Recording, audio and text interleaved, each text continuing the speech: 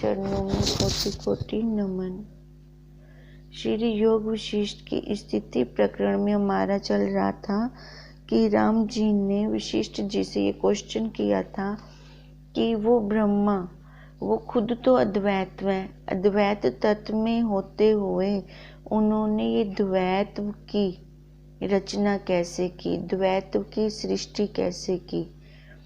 तो फिर वशिष्ठ जी ये जीवों की उत्पत्ति का क्रम वीर्य से बताते हुए हमें यहाँ तक पहुँचाया है कि ये जीव, सब जीव की अपनी अपनी क्रम से उत्पत्ति हो रही है। कई तो उपजने मात्र से ही अपरमादी हैं, यानी शुरू से ही उनको अपने पुरुषार्थ का ज्ञान रहा है। वे कैसे हैं? शुद्ध सात्विकी हैं और वे ही ब्रह्म आदिक हैं। और जो प्रथम जन्म से बोधवान हुए हैं, यानी पहले उन्होंने एक जन्म लिया हुआ है, उस जन्म से बोधवान होकर पुण्यों को अर्जित कर कर अब के जन्म में उन्होंने अपने मोक्ष को प्राप्त कर लिया है, वे सात्विकी हैं। और जो कभी किसी जन्म में मोक्ष हुए हैं वे राजस सात्विकी हैं। बहुत सारे जन्मों में, यानी बहुत सारे जन्म उन्होंने लिए हैं, सभी जन्मों में थोड़ा थोड़ा पुण्य इकट्ठा करके फिर जाकर उनको मोक्ष हुआ है, तो वो राजस सात्विकी हैं, यानी करने से प्राप्त हुआ है। इससे भिन्न नाना प्रकार के मूड, जड़ और तम संयुक्त स्थावर आदिक अनेक हैं, जिनको आत्म पद प्राप्त हुआ है।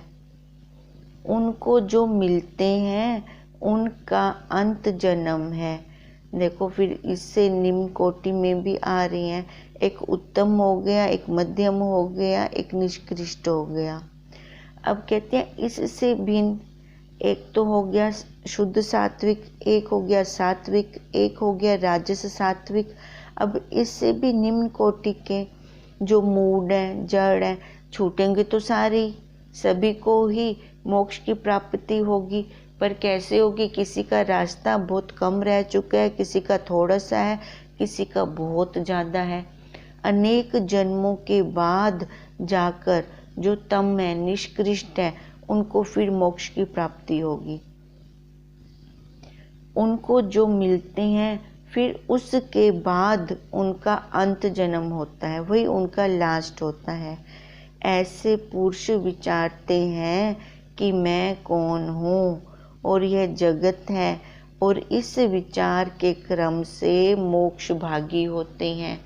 तभी वशिष्ठ जी भी कहते हैं अभ्यास और विचार, अभ्यास और विचार के बिना हम इस संसार से, इस जगत से छूट नहीं सकते।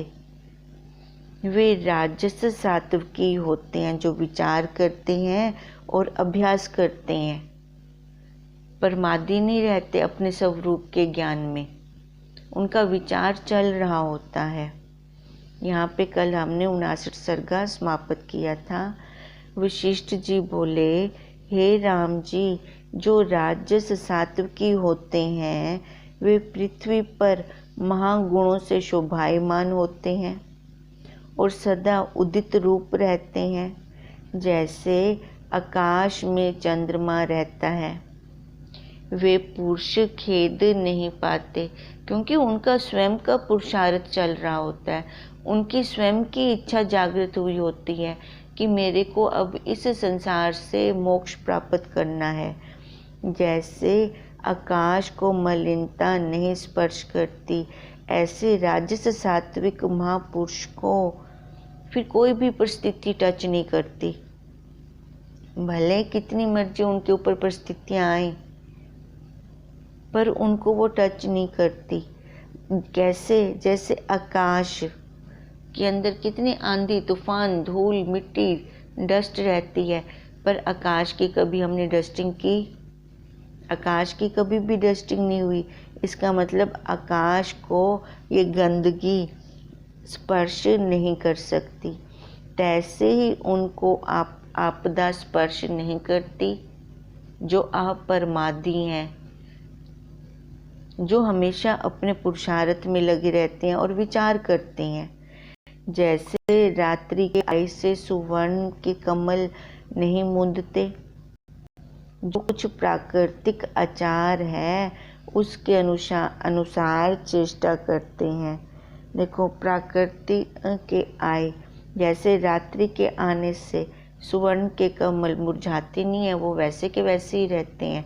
ऐसे प्राकृतिक के वश, प्रारब्ध वश अगर उन महापुरुषों के ऊपर परिस्थितियाँ आ रही हैं तो भी वो वहाँ डरते नहीं है, निराश नहीं होते, मायूस नहीं होते, वो वैसे के वैसे रहते हैं, क्योंकि वो देख रहे होते हैं प्रारब्ध है तो इस शरीर की है, इसके ऊपर परिस्थितियाँ आ रही हैं, मैं तो ये हूँ ही नहीं।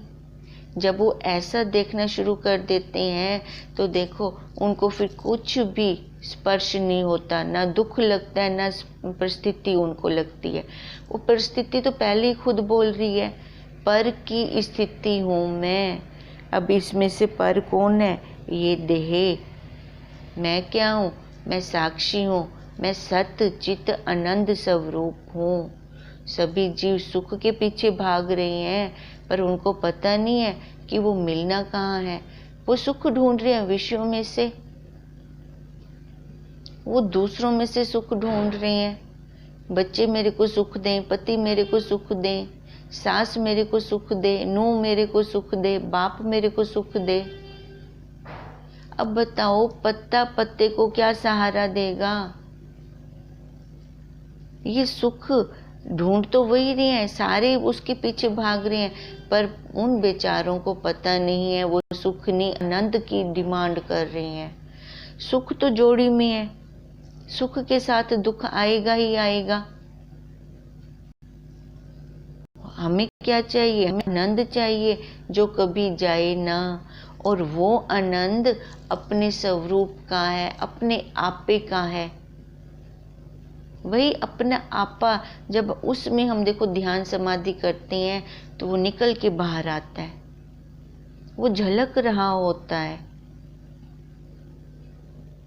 इसलिए गुरुदेव कह रहे हैं, जो अभ्यास में लगे हैं, अभ्यास किसका? बारंबार अभ्यास किसका?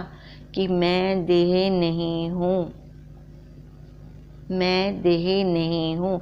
जब ये मैं को ही हटा दिया कि मैं देह नहीं हूँ, तो मैं वाले इसके कैसे हो गए? वो भी तो इसके ना रहे। यही अभ्यास हो और पुरुषार्थ हो। हर परिस्थिति में उसको देखें, जितनी भी परिस्थितियाँ आती हैं इस देह की आती हैं।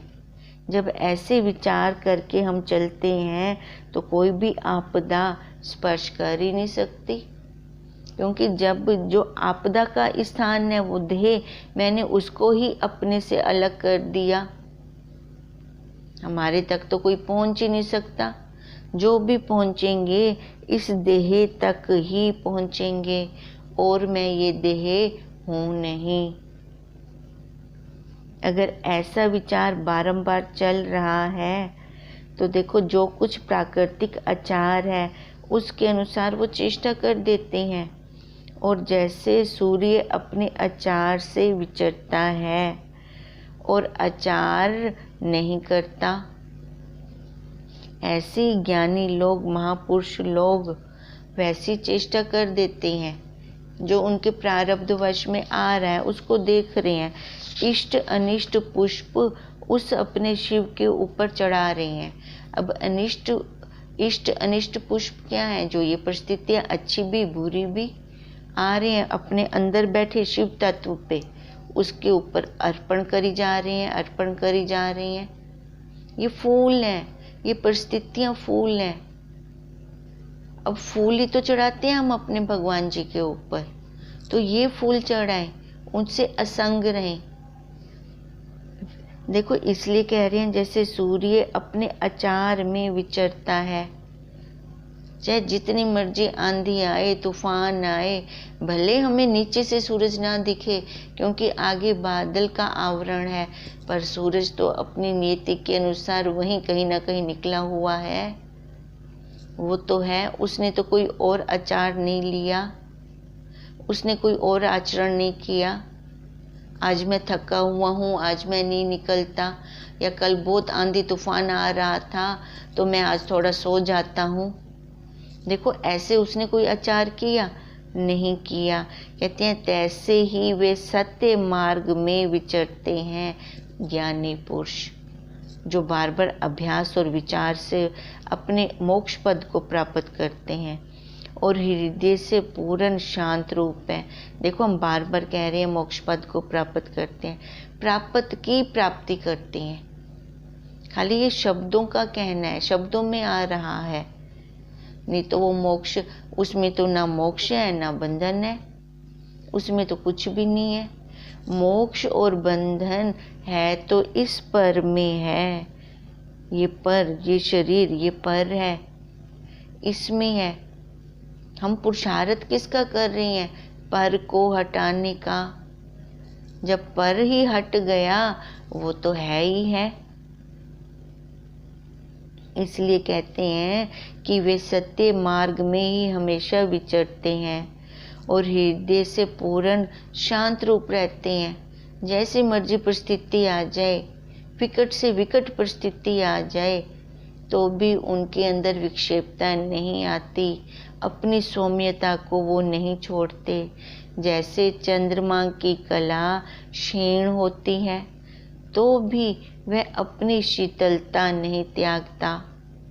देखो, 16 कलाएं कहती हैं ना, वो एक एक कला के साथ 15 दिन में वो धीरे धीरे धीरे नीचे को आ जाता है।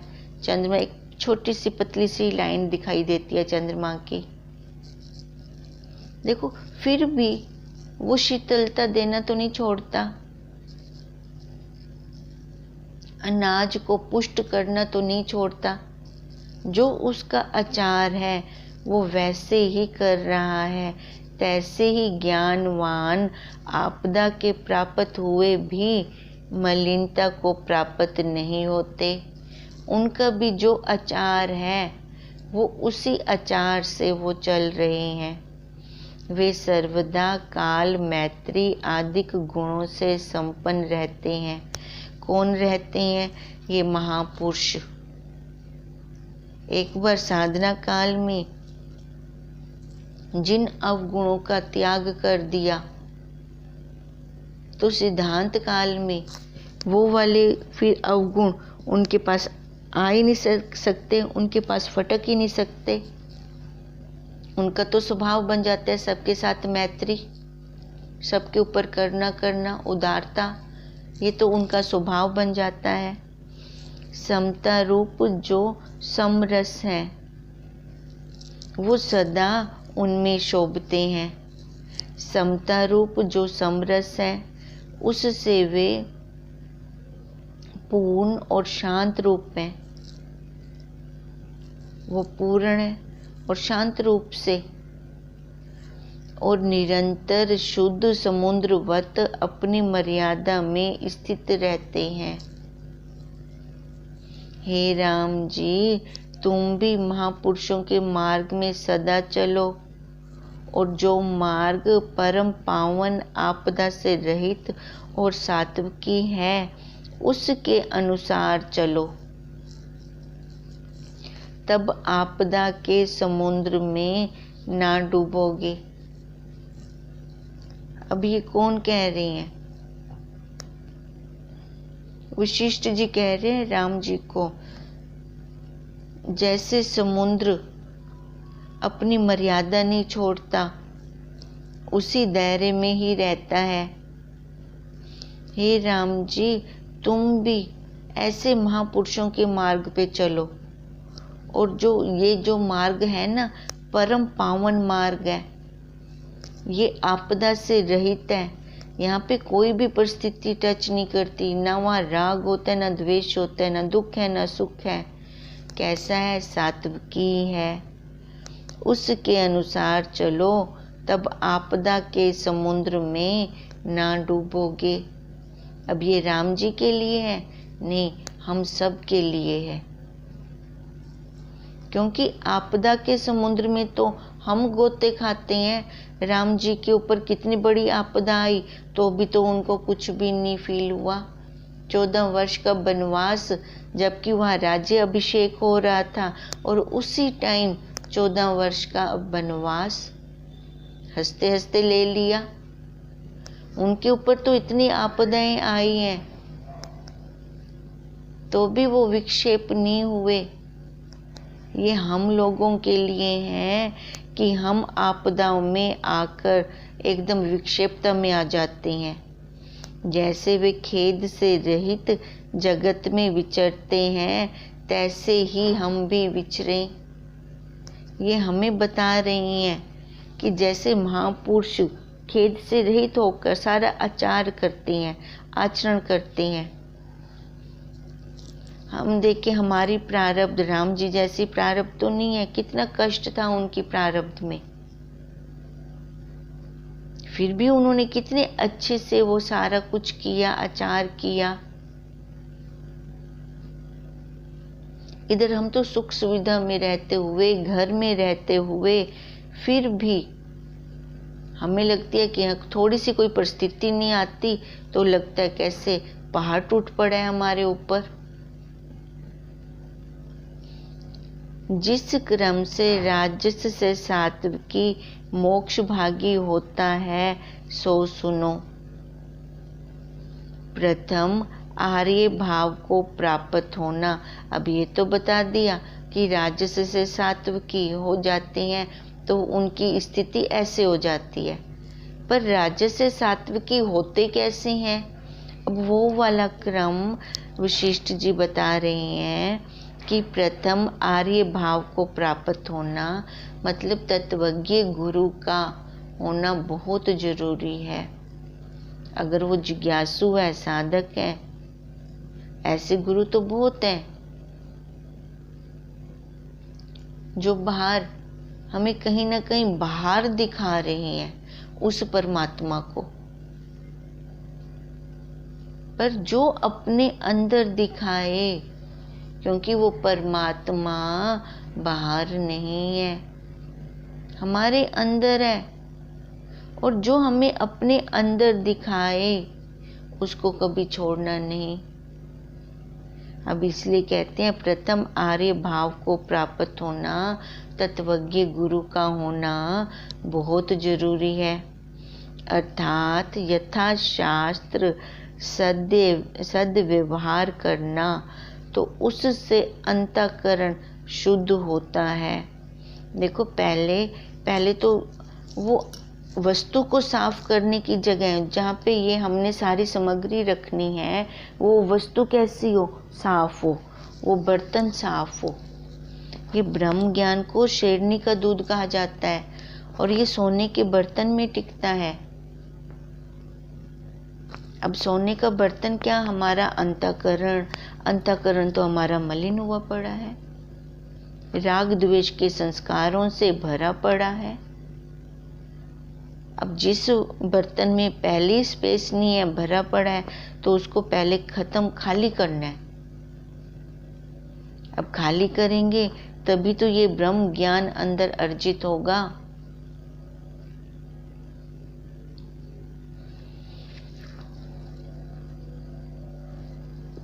तभी उसके अंदर हम वस्तु को डाल सकते हैं। खाली बर्तन में वस्तु डाल सकते हैं। इसलिए कह रही हैं कि सबसे पहले क्या करना है? यथाशास्त्र सद्व्यवहार करके, निष्काम कर्म करके अंतःकरण को शुद्ध करना है। क्योंकि मन के 3 दोष बताए गए, मल, विक्षेप, आवरण।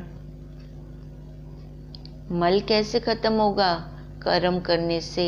और कर्म भी कैसा? निष्काम भाव का। तभी वो बर्तन साफ होगा। अब इसके लिए और कोई सर्फ नहीं है हमारे पास। ये निष्काम भाव से किसी भूखे को खाना खिला दिया, पीछे फल की इच्छा नहीं रखनी, किसी जरूरतमंद की सहायता कर दी, तो समझो ये हम अपने बर्तन को साफ कर रहे हैं। इसका अहंकार भी ना अंदर आए कि ये मैंने किया। एक हाथ करे तो दूसरे हाथ को भी ना पता चले यहाँ पर तो हम जब तक 10 को नहीं सुनाते तब तक शांति नहीं आती।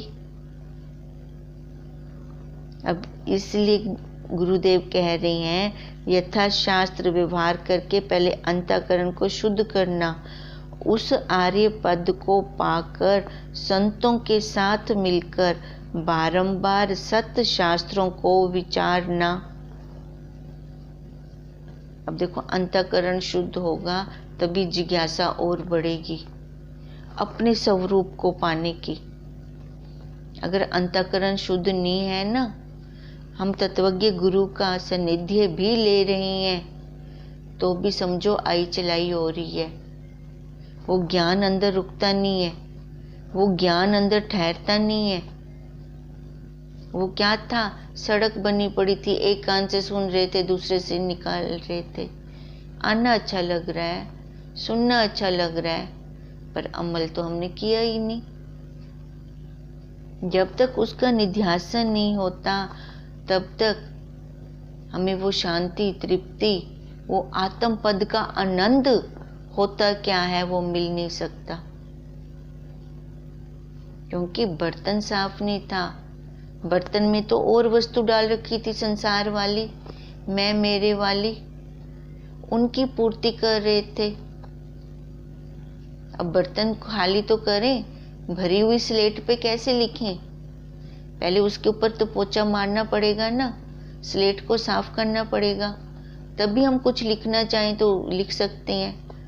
तभी गुरुदेव कहते हैं पहले निष्काम कर्म करो, 4 बजे उठ के पहले गायत्री करो। अगर तत्वज्ञ के अधिकारी बनना चाह रहे हो तो, तत्वज्ञ ज्ञान लेना चाह रहे हो तो, तत्वज्ञ गुरु के पास आना चाह रहे हो तो पहले कोई कर्म तो करके दिखाओ कि सुबह उठ भी सकते हो, अपनी मन को मार भी सकते हो कि नहीं मार सकते। बैठ के पहले गायत्री करके दिखाओ, गायत्री कर भी सकते हो कि नहीं कर सकते। हम गुरु के पास आना चाहते हैं, वो नहीं हमें आने दे रहे। हम जिज्ञासु हैं, हम विद्या को पाना चाह रहे हैं। देखो आरोपण के कितना बड़ा लगाना शुरू कर देते हैं। हम एक मटका लेते हैं तो ठोक बजा के देखते हैं, और गुरु, सदगुरु, गुरु भी नहीं सदगुरु शिष्य को अपनाए तो उसको ठोक बजा कर भी ना देखें कि कितने पानी में है ये, सीधा उसको अपना ले तो शिष्य को वो विद्या लगेगी नहीं। क्योंकि जब तक हम इस मान अपमान में रहते हैं तब तक हम कुछ कर नहीं सकते। गुरु के कहे 2 शब्द ही नहीं हमें सहन होते तो संसार वालों की तो बात ही छोड़ दें। तो क्या हाल होगा, किस परिस्थिति में रहेंगे? तो इसका मतलब पहले गुरुदेव हमारी जो भरी हुई स्लेट है ना, उसको खाली करवाना चाह रहे हैं। अगर वो 2 शब्द अपमान के भी बोल रहे हैं तो उसके पीछे भी बहुत बड़ा राज होता है, पर वो हमें उस टाइम समझ में नहीं आता। वो कुछ हमारा कटवाना चाह रहे होते हैं पर हम समझ ही नहीं पाते, क्योंकि हम तो अपनी मान्यता से पकड़े हुए हैं ना कि मैं कुछ हूँ। पहले कुछ हूँ को वो कटवाना चाहते हैं कि जब तक तू सरल बन के मेरे पास नहीं आता तब तक तू कुछ पा ही नहीं सकेगा। कुछ हूँ को पहले हटा। ये कुछ हूँ ही सर्व का नाश है। हूँ में देखो कितना कुछ आ गया, माँ वाली उपाधि आ गई, भाई वाली उपाधि आ गई, पिता वाली उपाधि आ गई, नूह वाली, सास वाली, दादी वाली, चाची वाली, काकी वाली, काका वाली, कितनी उपाधियां आ गई हैं। मैं कुछ हूँ। हूँ तो मर बोला, मर दे ही तमदेन से, बाकी कर दे क्या पेन से। जन्म कर्म, जन्म कर्म, जन्म कर्म, यही सर्कल ही तो चल रहा है, इसके अलावा और कुछ हो रहा है? अब देखो वो राजस से सात्विकी कैसे बना, वशिष्ठ जी उसके बारे में बता रही हैं कि सबसे पहले तत्वज्ञ गुरु का होना जरूरी है, फिर उसके बाद यथाशास्त्र सद्व्यवहार करना। गुरुदेव जैसे बोले वैसे सत्य वचन मान लें। वो दिन को रात कह रही हैं, दिन को रात मान लें। हमारा जाता क्या है? पहले अपने अहम को तो छोड़ के देखें। अगर अहम ही नहीं छूटता तो हम कुछ पा भी नहीं पाएंगे। अब इसलिए कहा कि पहले यथाशास्त्र सद्व्यवहार करेंगे, निष्काम कर्म करेंगे, तो उससे हमारा बर्तन अंतःकरण जो जन्मों जन्मों से भरा पड़ा है संस्कारों से, मैं मेरे वाले संस्कारों से, राग द्वेष संस्कारों से, पहले उसको खाली करना है। वो खाली होगा मतलब शुद्ध होगा, फिर जाकर उस आर्य पद को पाकर संतों के साथ मिलकर बारंबार सत्य शास्त्रों को विचारना, फिर बैठेंगे। नहीं तो तब तक हम बैठने के लायक भी नहीं है अपने गुरु के देव के सम्मुख। फिर अगर मानो हम बैठ भी जाते हैं तो हमारे अंदर कुछ जाएगा नहीं ज्ञान। देखो जो अंदर वस्तु होगी, पहले तो हम श्रवण करते हैं, श्रवण करने के बाद मतलब श्रवण ऐसा हो कि वो वस्तु सीधी अंदर जाए, महावाक्य सीधे अंदर जाए।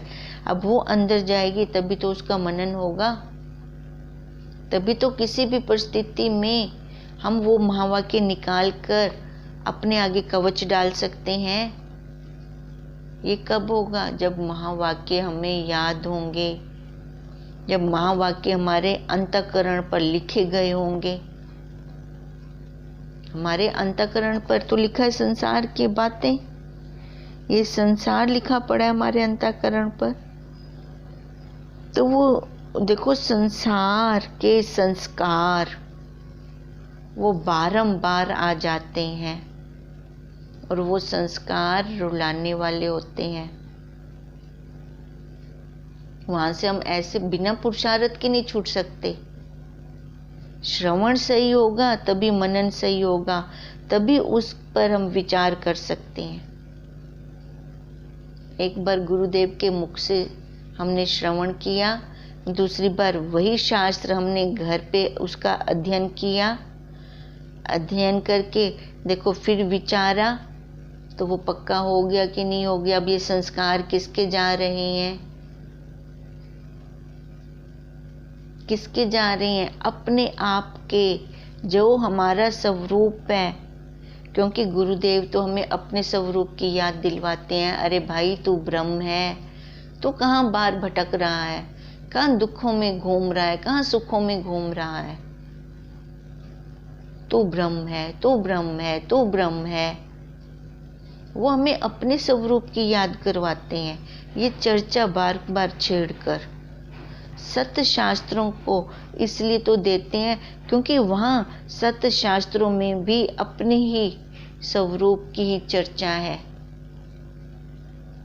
यही विचार कर फिर जो संसार के अनित्य पदार्थ हैं उनमें प्रीति फिर होती ही नहीं। बताओ, आप बताओ कैसे रहेगी?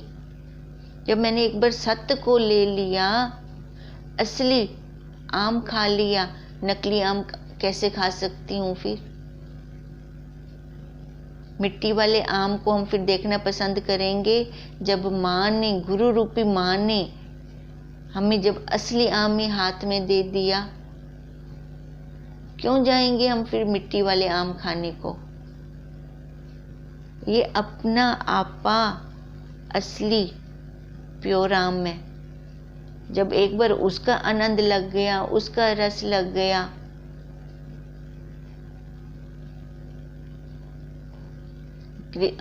अर्जुन जी कैसे कहते हैं कृष्ण जी को, प्यासा हूं अमृत पान का, और पिलाओ और पिलाओ।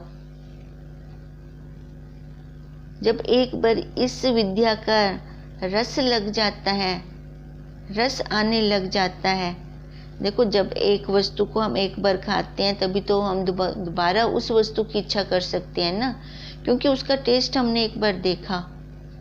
जिसका हमने कभी टेस्ट ही ना देखा हो उसकी इच्छा भी कैसे करेंगे। अब टेस्ट करके देखा ये वाली वस्तु अच्छी है कि बाहर वाली अच्छी है।